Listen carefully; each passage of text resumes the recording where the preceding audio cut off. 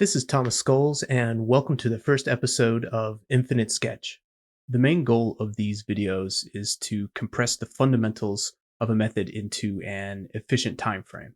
No more many-hour-long tutorials left unfinished. 30 minutes to listen and learn, and the rest of your day to put it into practice. A longer format version and a fully layered PSD are included so that you can slow down and see every detail. If you need to take a closer look in the longer format, just match the time in the bottom right to make things easy.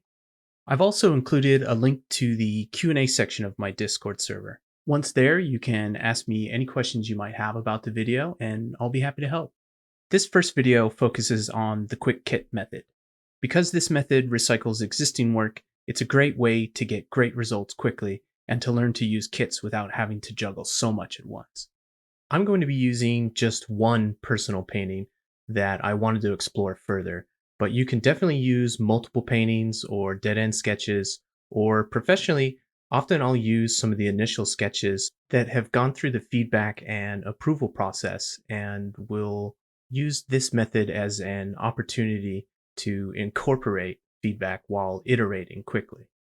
With this first video, you should be able to start creating quick kits of your own and learn how to identify any weaknesses or blind spots by testing them with a quick sketch. Episode 2 will focus on using what you've learned to evolve this kit into an even more interesting and useful second generation. All right, we're wasting time. Let's jump in.